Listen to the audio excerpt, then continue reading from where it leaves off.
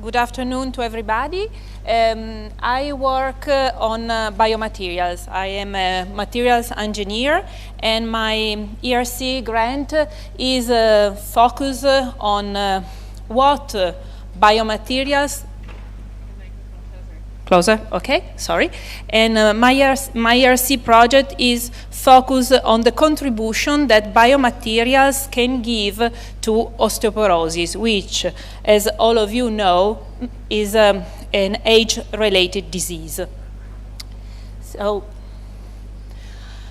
osteoporosis literally means porous bone, and actually, when osteoporosis occurs, you will experience a fractures like this, where you can see that here the bone is more porous and the structure and architecture of this trabecular is different than it should be on a healthy bone. And if you consider that you will experience a fracture like this with a small and simple fall, you will understand that this can be an issue quite relevant.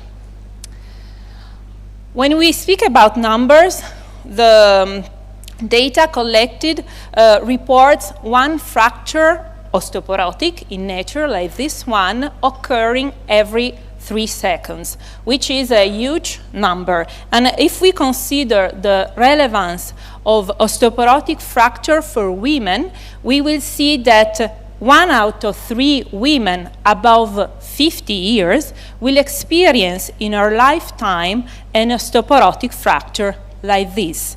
There are no external sign of osteoporosis, and actually osteoporosis is called in the literature the silent thief.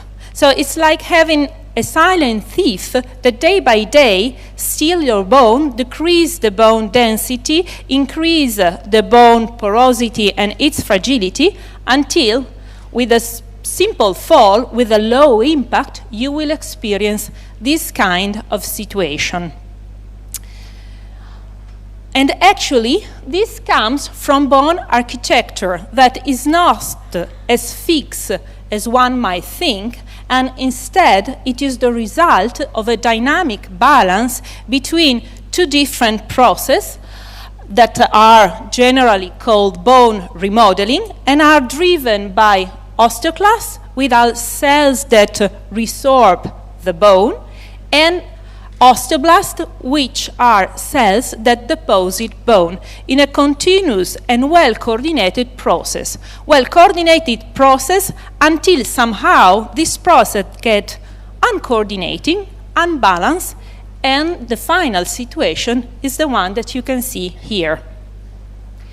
So, what happens in a healthy bone? Normally, there are osteoclasts, they resorb bone. While they resorb bone, they free some growth factors that are encased in our bones.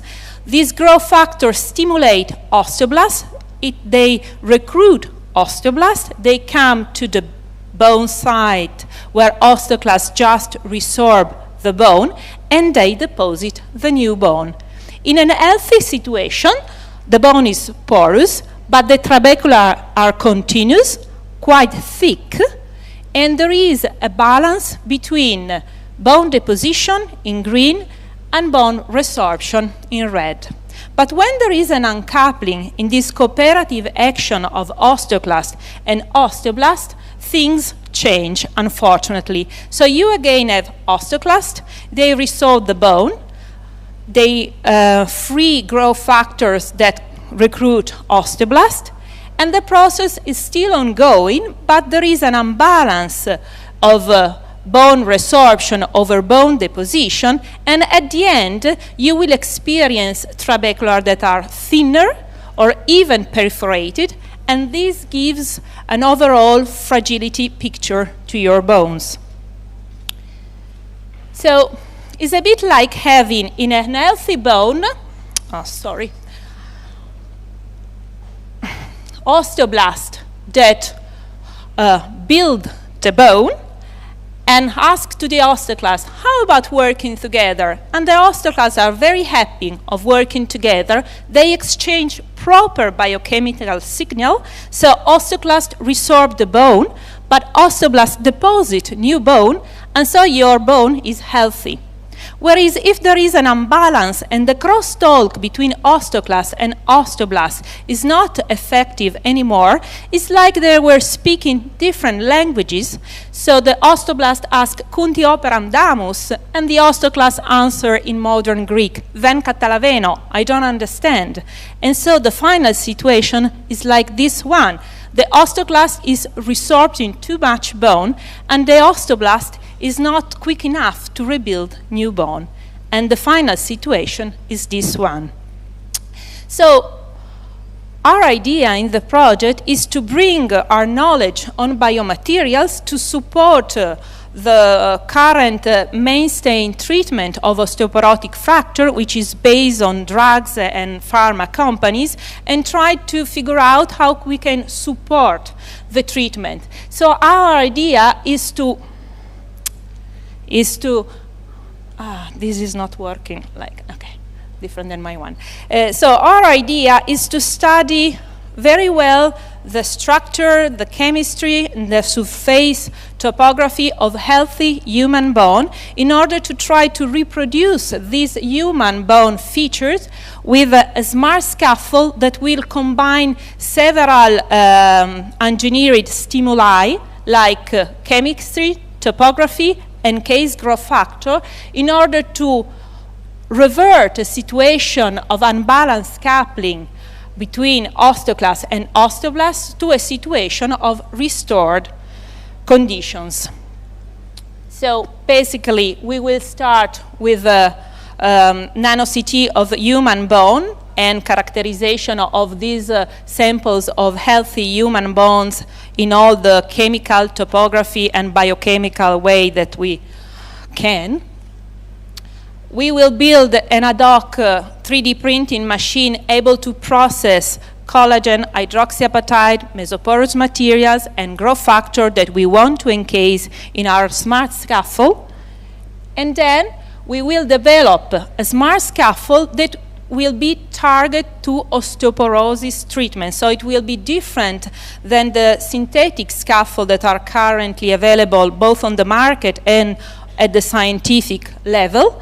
And we will have a smart scaffold able to stimulate the osteoclast and osteoblast crosstalk with a set of stimuli that will combine chemistry, topography, surface roughness, and case growth factor that will be protected and then will be delivered only when osteoclast will resorb the scaffold. And in such a way, we will try to understand which are the key features that can play an active role in favoring the osteoblast and osteoclast crosstalk. And that was the last slide. This is the team. These are external experts that are supporting us, and thank you for your attention. Thank you. You mentioned women. Yes. Does that mean that men don't have osteoporosis? Unfortunately for the audience, that's not true, because 1 out of 3 women is the correct number, and for men there is some different numbers that are on the journals. The most positive one is 1 out of 8. The most negative one is 1 out of 5 men, but they will experience osteoporotic fracture.